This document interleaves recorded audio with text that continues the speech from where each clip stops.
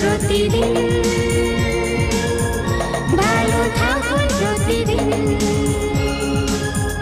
ভালো থাকুন, প্রতিদিন ভালো থাকুন, প্রতিদিন।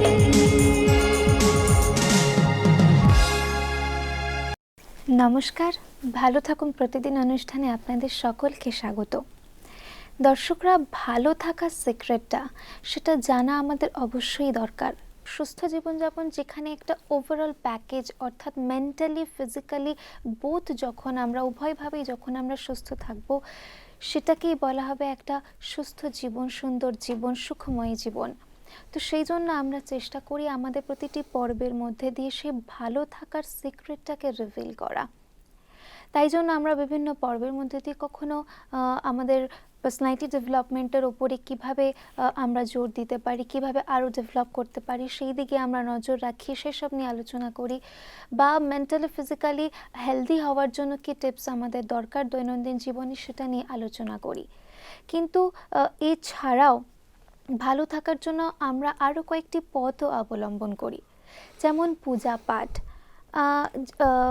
বিশেষ করে যারা ভক্তবাদী আত্মা, যাদের মনে এখনো পর্যন্ত ভক্তি, বা আজকের ডেটে হয়তো প্রতিটি মানুষই ভক্তবৎসল, কেননা প্রত্যেকের মনে একটা বিশ্বাস যে শুধুমাত্র নিজের শক্তি দ্বারা নয়, একটা ঈশ্বরীয় শক্তিও জীবনে প্রয়োজন ভালো থাকার জন্য। সেই জন্য আমরা হয়তো প্রতিদিন আমাদের মাসি পিসিমা সবাইকে দেখি, বা আমরা নিজেরাও হয়তো সময় বার করে 1 মিনিটের জন্য হলেও একবার হলেও আমরা ঠাকুর ঘরে গিয়ে একটু ফুল চন্দন চড়িয়ে আসি, আর মনে মনে হয়তো এটাই কামনা করি যে হে ঠাকুর, তুমি আমাকেও ভালো রেখো, অন্যদেরকেও ভালো রেখো।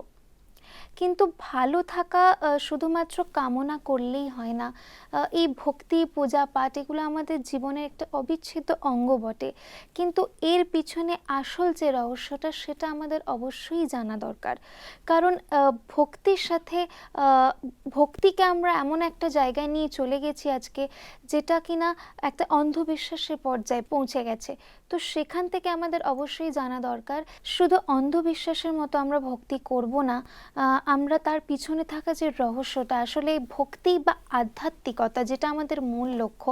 আমরা অনেক সময় বলে থাকি যে ভালো থাকতে গেলে একটু আধ্যাত্মিক শক্তিরও প্রয়োজন হয়, কিন্তু ভক্তি বা আধ্যাত্মিকতা কি একই বিষয়, নাকি তার মধ্যে কোনো পার্থক্য আছে?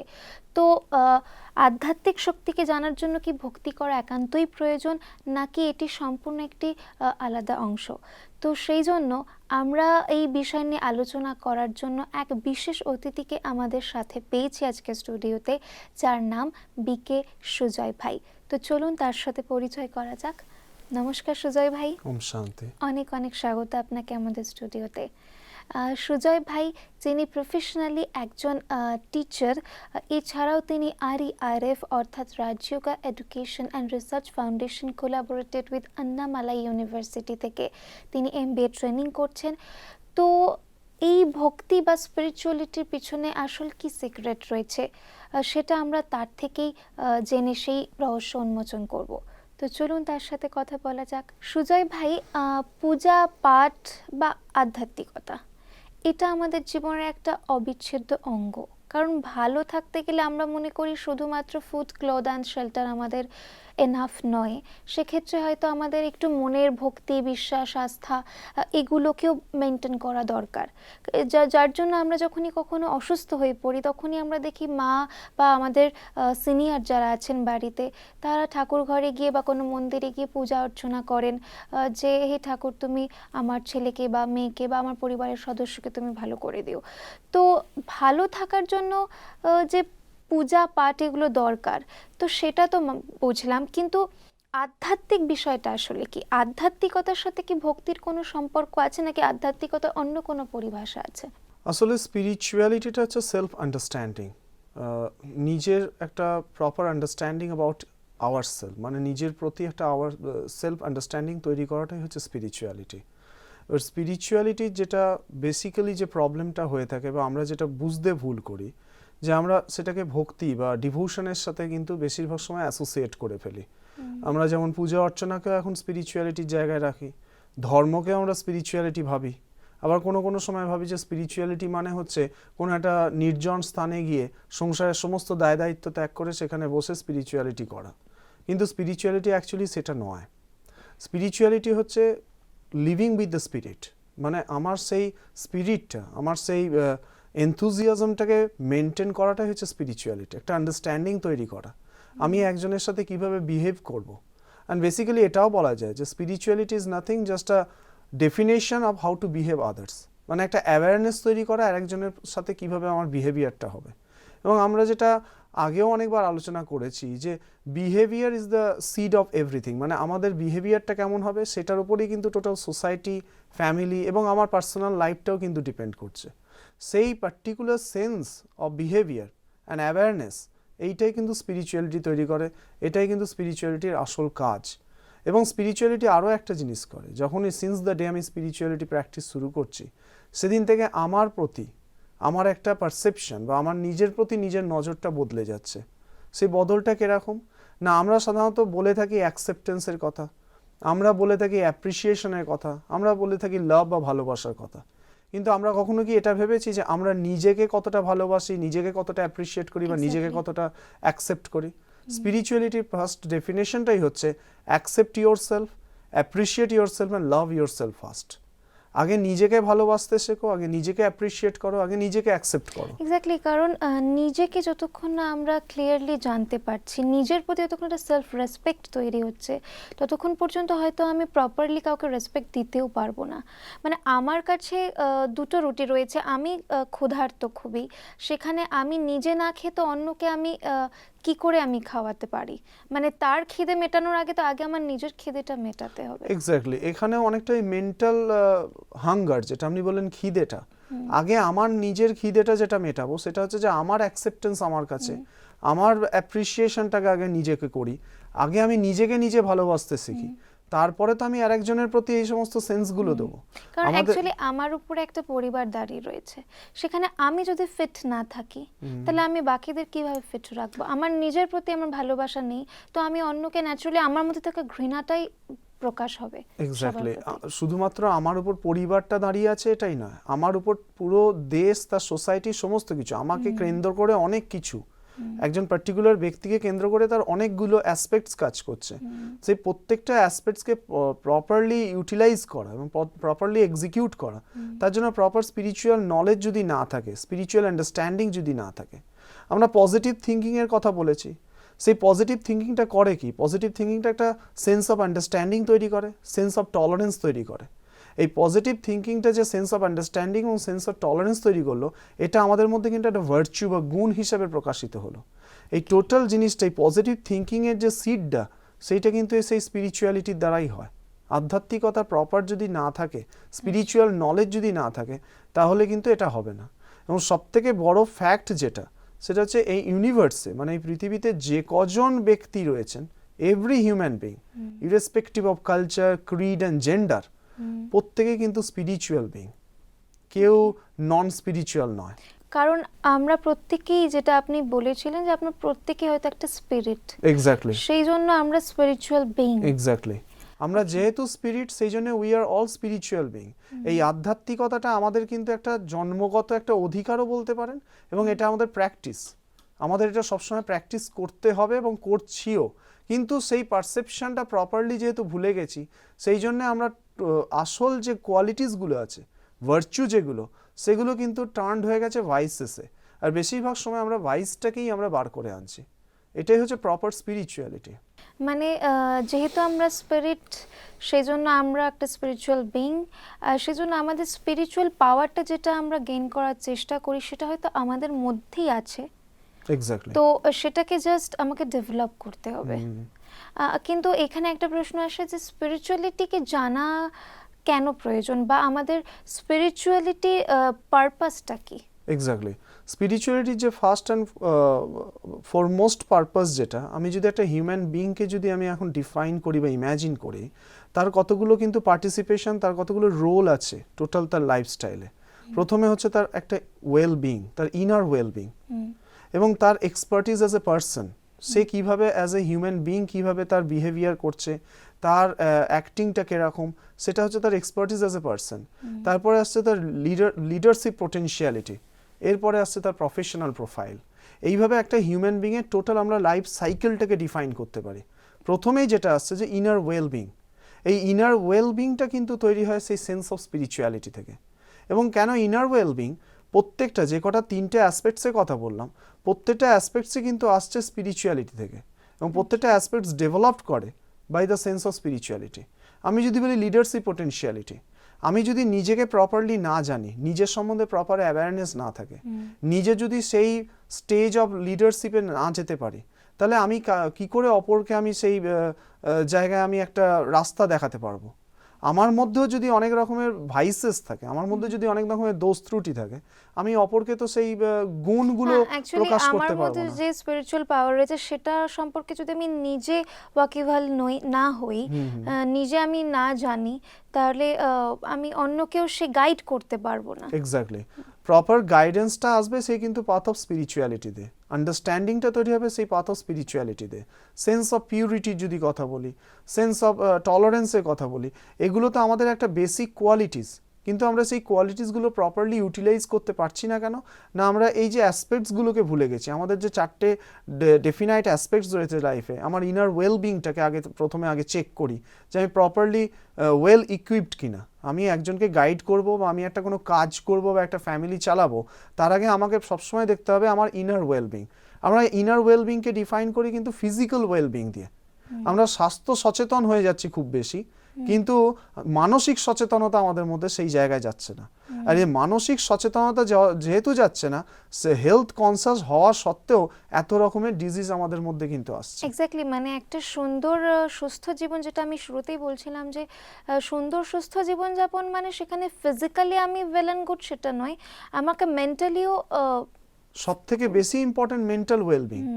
মেন্টাল ওয়েলবিং না হলে ওই যে ফুড, শেল্টার অ্যান্ড ক্লোদিং যেটা আপনি অনুষ্ঠানের শুরুতেই বলছিলেন, সেটাকে প্রপারলি আমি আর্নও করতে পারবো না, এবং প্রপারলি সেটাকে ইউটিলাইজও করতে পারবো না। অ্যাকচুয়ালি আমরা মেন্টালি যখন ডিস্টার্ব থাকি, সেটার এফেক্ট কিন্তু ইনডাইরেক্টলি বা ডাইরেক্টলি আমাদের শরীরের উপরেও পড়ে। এক্স্যাক্টলি। শুধুমাত্র শরীর নয়, এর ভাইব্রেশনটা চারপাশের এনভায়রনমেন্টকেও এফেক্ট করে। চারপাশে পরিবেশে যারা রয়েছে তারাও কিন্তু এফেক্ট হয়। পরিবারের যে মেন সদস্য, তার যদি শরীর খারাপ থাকে, সে যদি মেন্টালি প্রিপেয়ার্ড না থাকে, মেন্টালি যদি ডিস্টার্ব থাকে, তাহলে কিন্তু তার যারা ওয়ার্ডস রয়েছে বা ফ্যামিলি মেম্বার্স রয়েছে, তারা কিন্তু গ্র্যাজুয়ালি সেটা ফিল করতে শুরু করবে, এবং তাদের মধ্যে একটা সেন্স অফ ইনসিকিউরিটি তৈরি হবে। তো ফার্স্ট অফ অল যেটা চাই সেটা হচ্ছে সেন্স অফ ওয়েলবিং। সেই সেন্স অফ ওয়েলবিং কে তৈরি করবে? দ্য সেন্স অফ স্পিরিচুয়ালিটি, মানে practice spirituality to be well first. এরপরে আসছে আমার আদার্স যেগুলো, যে expertise as a human being. আমার হিউম্যান বিং হিসাবে প্রথম এক্সপার্টিসগুলো কী কী? How to behave with others, how to react with others. আমি কি করে অপরের সাথে বিহেভিয়ার করব, আমি কি করে আমার ইমোশনসকে ইউটিলাইজ করব, সেই সেন্সটা যদি প্রপারলি না ডেভেলপ করতে পারি, তাহলে তো আমার প্রতি মুহূর্তে, প্রতি স্টেপেই আমার কোনো না কোনো একটা বাধা আসবে। The first and foremost is that one, inner wellbeing. সেখান থেকে চলে আসছে আমার expertise as a human being. এরপরে তো আমি leader of a family, leader of a concern, leader of a society. এরপরে আমার লিডারশিপ পোটেনশিয়ালিটিগুলো তৈরি হচ্ছে, এবং তারপরে আসছে আমার প্রফেশনাল প্রোফাইল। আমি যে প্রফেশনালি আমি যদি প্রপারলি ওয়েলবিং না হই, স্পিরিচুয়ালি ওয়েলবিং না হই, তাহলে আমার প্রফেশন প্রোফাইলটাও কিন্তু ডিস্টার্ব করছে। কেন জব করতে গেলে যেগুলো প্রথম যে লজিকগুলো দরকার, সেই লজিকগুলো তো প্রপারলি আমি রিভিল করতে পারছি না, প্রপারলি জাজ করতে পারছি না একজনকে, প্রপারলি ডিসক্রিমিনেট করতে পারছি না কোনটা ভালো কোনটা খারাপ, আমি হ্যাপাজার্ডলি একটা কাজ করে যাচ্ছি। অ্যান্ড হ্যাপাজার্ড কাজের রেজাল্টটা কি, সেখানে কোনো ইনক্রিমেন্ট হয় না, কিন্তু হ্যাপাজার্ড কাজের রেজাল্ট হচ্ছে প্রমোশন হয় না, অলওয়েজ ডিমোশন। সুতরাং স্পিরিচুয়ালিটি ইজ অলওয়েজ দেয়ার। আর সবথেকে বেশি ইম্পর্টেন্ট এটা, যেমন চারটে সেখানে কোনো অ্যাসপেক্ট, অ্যাকিউরেসি নেই, সেখানে কোনো পারফেকশন নেই, আমি মেন্টাল ডিস্টার্ব মানে সেই ভাইব্রেশনটা তো আমার কাজের প্রপার মধ্যে লজিকটাই তো আমার মধ্যে সেইভাবে ডেভেলপ করছে না। মানে প্রপার জাজমেন্ট অ্যান্ড ডিসক্রিমিনেশনের যে লজিকটা, সেই লজিকটাই যদি ডেভেলপ না করে, তাহলে আমি কি করে সেই কাজে সফল হব? এবং এর থেকেও যেগুলো এই চারটে অ্যাসপেক্ট যেমন খুব ইম্পর্টেন্ট, তার থেকেও বেশি ইম্পর্টেন্ট হচ্ছে real happiness. The real happiness can only be attained by the spirituality. কেন রিয়েল হ্যাপিনেসের ডেফিনেশনটা একরকম আমাদের মানে কাছে। এখানে আপনি বললেন প্রফেশনের জন্য প্রফেশনালিজম, পার্সোনাল লাইফ, নিজের মেন্টাল ফিজিক্যাল লাইফ সবকিছু সমস্ত প্রকারের এই বিষয়গুলোকে মেনটেন করার জন্য স্পিরিচুয়াল নলেজটা বা স্পিরিচুয়াল পাওয়ারটা আমাদের প্রয়োজন। এক্স্যাক্টলি। ওকে, তার সাথে সাথে যেটা দরকার সেটা হচ্ছে যে সেন্স অফ রিয়েল হ্যাপিনেস। আমরা বাইরে গিয়ে যদি কোনো একটা সার্ভে করি, immediately nobody will tell you that I am really happy. Real হ্যাপিনেসটা কিন্তু আমাদের সত্যিই ভেতর থেকে চলে গেছে। The sense of real happiness only comes by the sense of contentment, মানে সন্তুষ্টতা। কোনো ব্যক্তি আজকে কিন্তু সন্তুষ্ট নয়, প্রপারলি সন্তুষ্ট নয়। Are you happy with this one যদি কাউকে জিজ্ঞেস করেন, না এটার থেকে আর একটু অন্য কিছু হলে বোধহয় একটু ভালো হতো। অ্যাকচুয়ালি হ্যাপিনেস হয়তো অনেকটা একটা হাইফাই ডিমান্ড হয়ে যাবে, অনেক অনেক হাই স্ট্যান্ডার্ডের একটা বিষয়। এক্স্যাক্টলি। কিন্তু আমাদের মানে মিনিমাম যে ডিমান্ড সেটা হচ্ছে আমাদের একটা পিস, শান্তি, মেন্টাল পিস সবচেয়ে বড় কথা। মানে পিস মানে আবার এরকম নয় ঘর দরজা বন্ধ করে বসে রইলাম, কারোর সাথে কথা বললাম না, একলা একলা স্বাধীন কাটিয়ে দিলাম, সেটা শান্তি নয়। স্পিরিচুয়ালিটি মানে সেক্লুশন না, মানে নিজেকে সবার থেকে আলাদা করে নেওয়া নয়। স্পিরিচুয়ালিটি কিন্তু আমাদের ডে টু ডে লিভিংসের সাথে এত বেশি রিলেটেড। আমরা যদি রিভিল করতে শুরু করি স্পিরিচুয়ালিটি, তাহলেই আমরা বুঝতে পারবো যে এটা কত বেশি প্র্যাকটিক্যাল। আর আমরা এটাকে কিন্তু প্র্যাকটিক্যাল থেকে এটাকে খুব এফিমেরাল করে ফেলেছি। মানে এটা খুব একটা অতি জাগতিক একটা কিছু ব্যাপার, স্পিরিচুয়ালিটি নিয়ে কথা বলছে, মানে অতি জাগতিক কিছু একটা সুপার ন্যাচুরাল পাওয়ারের হয়তো কথা বলছে। আমরা কিন্তু স্পিরিচুয়ালিটি মানে আমরা রিয়েলিটিটা বলছি। ওই যে রিয়েল হ্যাপিনেস, যেখানে কন্টেনমেন্ট। আপনি বললেন যে পিসটা আসবে কোথা থেকে? ইনার ব্লিস থেকে। সেই ব্লিস, সেন্স অফ হ্যাপিনেস মানে সুখটা, ভেতরের সুখটা তো আসছে না প্রপারলি, তাই জন্য সন্তুষ্টতাও আসছে না। And that's why the real happiness is not going to be attained by powers গুলো spirituality. আমাদের মধ্যে কিভাবে আসবে? Exactly, the sense of real happiness যেটা, সেটাকে আমরা ডেভেলপ করতে পারি স্পিরিচুয়ালিটি দিয়ে, এবং প্রত্যেকটা ইনসিডেন্টকে আচ্ছা, ডেভেলপ করা মানে অলরেডি আমাদের মধ্যে আছে। এক্স্যাক্টলি। ওকে, মানে স্পিরিচুয়াল পাওয়ারের দ্বারা আমরা সেই কোয়ালিটিস গুলোকে জাগাতে পারি। হ্যাঁ, মানে শান্তি বা সুখ যেটা আমরা বাইরে খুঁজছি সেটা হয়তো বাইরে থেকে পাবো না, এক্স্যাক্টলি। সেটা সম্ভবও নয়। তো কারণ আজকে দুনিয়াতে এত রিচেস্ট ওয়ান, মানে এত মানে ধনী পরিবারের মানুষেরা আছেন, তাদের অর্থ দিয়ে তারা হয়তো সবার প্রথম এই জিনিসটাকেই বাই করতে পারতেন, কিনতে পারতেন। এক্স্যাক্টলি। এই যে আপনি যে পারসেপশনটা বললেন যে ধনী ব্যক্তি, আমাদের এটাই কিন্তু জেনারেল পারসেপশন, যে আমরা যত বেশি মেটেরিয়ালকে অ্যাকোয়ার করতে পারবো, যত বেশি আমার কাছে জিনিস থাকবে, ভালো গাড়ি, ভালো মোবাইল, ভালো ল্যাপটপ বা ভালো ভালো জিনিস যত বেশি থাকবে মেটেরিয়ালস, আমি তত বেশি হ্যাপি। কিন্তু জাস্ট এই জায়গায় একটুখানি চিন্তা করুন যে আমার কাছে একটা ল্যাপটপ আছে, সেটার কনফিগারেশন একরকম, ডে টু ডে এর একটা কনফিগারেশন চেঞ্জ হচ্ছে। আমার পরের দিনই কনফিগারেশনটা কিছু চেঞ্জ হয়ে গেল, যেটা মার্কেটে এলো, এবং তখন আমার মনে হচ্ছে যে এটা তো ব্যাকডেটেড হয়ে গেছে। ওই কনফিগারেশনের ল্যাপটপটা যদি থাকতো বা ওই কনফিগারেশনের মোবাইলটা যদি থাকতো, তাহলে আমার মধ্যে আরেকটু আনন্দ হতো। সেই মুহূর্তে সে যখনই পজেস করলো একটা সার্টেন অ্যামাউন্ট দিয়ে, তখন সে খুব খুশি। কিন্তু যখনই সে সেই অ্যাডভার্টাইজটা দেখলো যে সেই কনফিগারেশনটা ব্যাকডেটেড হয়ে গেছে, একটা নতুন কনফিগারেশন কিছু এসছে, তখনই তার খুশিটা কিন্তু চলে গেল। তাকে আবার গিয়ে জিজ্ঞেস করুন, আর ইউ হ্যাপি? না, এখন সেইটা যদি পেতাম তাহলে আই শ্যাল বি হ্যাপি।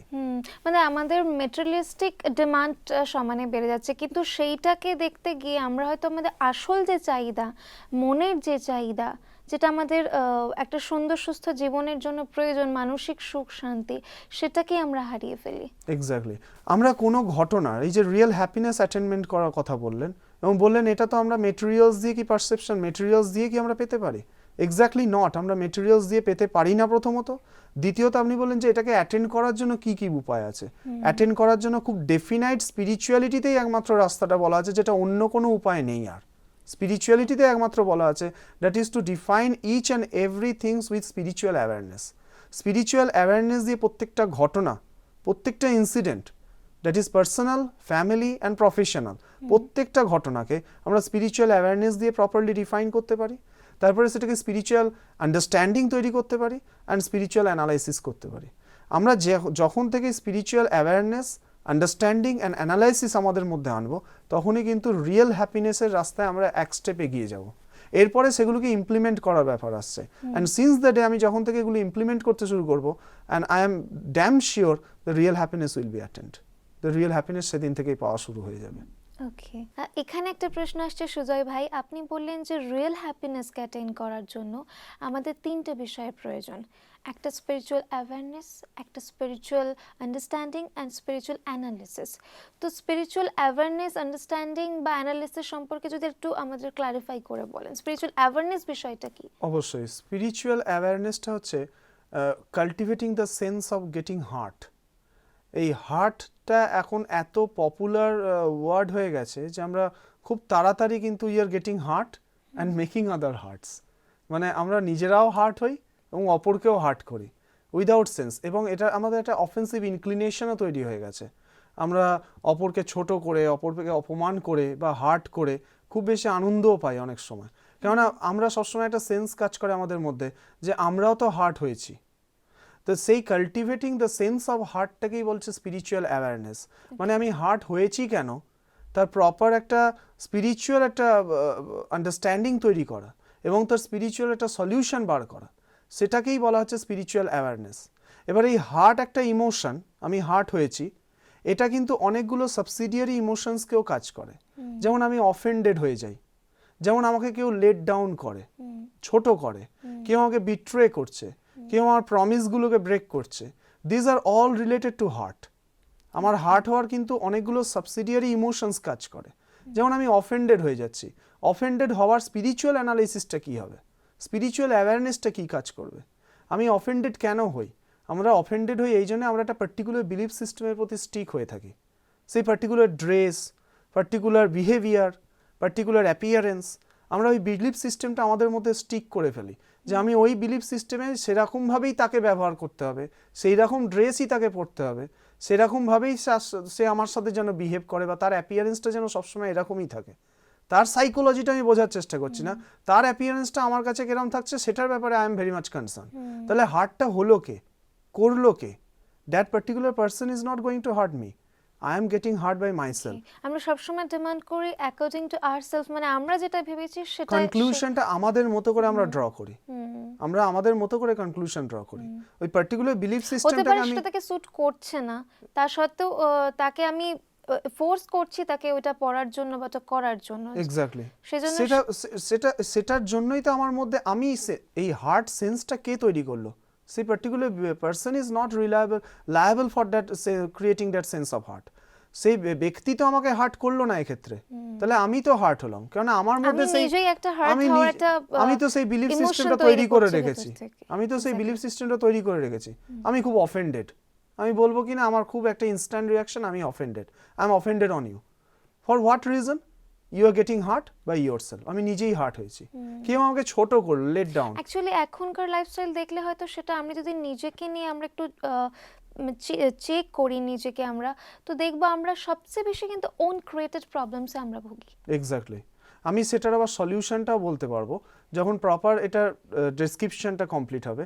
যেমন এরপরে আসছে যেমন লেট ডাউন, কেউ আমাকে ছোট করেছে, লেট ডাউনটা করছে কেন? কেননা আমার মধ্যে সেই আন্ডারস্ট্যান্ডিংটা নেই, আমার নিজের প্রতি সেই সেলফ এস্টিম অ্যান্ড সেলফ ওয়ার্থটা নেই, যার জন্য কেউ আমাকে ছোট করেছে। তো সেক্ষেত্রে স্পিরিচুয়াল অ্যাওয়ারনেস কিভাবে? স্পিরিচুয়াল অ্যাওয়ারনেস তো এখানেই যে আমার সেলফ ওয়ার্থ অ্যান্ড সেলফ এস্টিমকে আপগ্রেড করা। কেউ আমাকে ছোট করতে পারে না, nobody can let me down.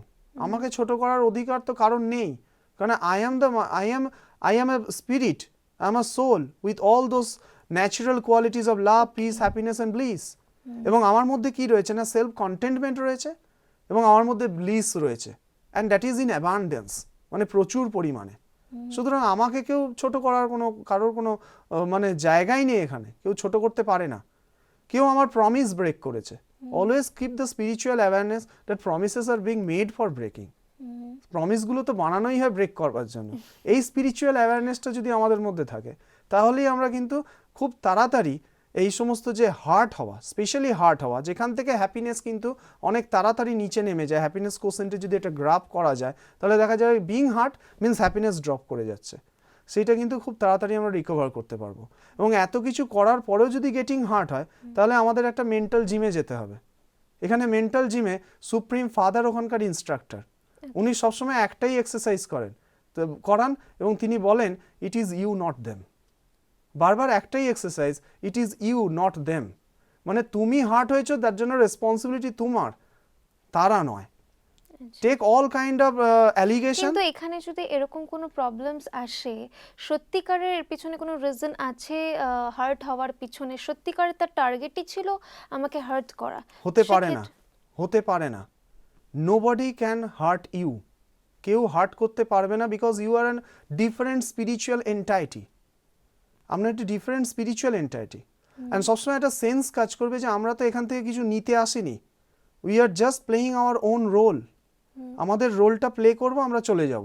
এরকম ধরনের আরও কিছু বিস্তারিত তথ্য আপনার থেকে আমাদের জানার আছে, কিন্তু আজকে আমাদের হাতে যেহেতু সময় নেই, আজকে আমাদের অনুষ্ঠান এখানেই শেষ করতে হচ্ছে, তাই আপনার থেকে অনুমতি চেয়ে নিচ্ছি। আপনাকে অনেক অনেক ধন্যবাদ আমাদের স্টুডিওতে। ওম শান্তি। দর্শকরা, আজকে আমরা ভালো থাকার যে আরও একটা নতুন সত্যি উদ্ঘাটন করলাম, বিশেষ করে আধ্যাত্মিক জিনিসটা, আধ্যাত্মিক শক্তিটা কেন আমাদের লাইফে প্রয়োজন, আর সত্যিকার আধ্যাত্মিকতার পরিভাষা কি, যেটাকে আমরা একটা অন্ধবিশ্বাস মনে করি, কখনো ভক্তি বা আধ্যাত্মিকতাকে মিলিয়ে ফেলি। তো আজকে সেই পার্থক্যটা আমরা ভালো করে বুঝলাম। হতে পারে আমার মনে আমি কিছু নিয়ে ভক্তি করছি না, ঠাকুরের মন্দিরে গিয়ে বা কিছু নিয়ে আমি ভক্তি অর্জন করার চেষ্টা করছি না, কিন্তু স্পিরিচুয়াল নলেজটা অবশ্যই আমাদের ভালো থাকার জন্য প্রয়োজন। তো সেই জন্য আমরা আমাদের এই ভালো থাকার যে পর্ব, এই আলোচনা আমরা জারি রাখবো। কিন্তু আজকে আমাদের হাতে সময় নেই বলে আমরা আজকে এখানেই শেষ করছি আমাদের অনুষ্ঠান। আবার আপনাদের সাথে দেখা হবে আগামী পর্বে। ততক্ষণের জন্য আমাদের দিন অনুমতি। নমস্কার।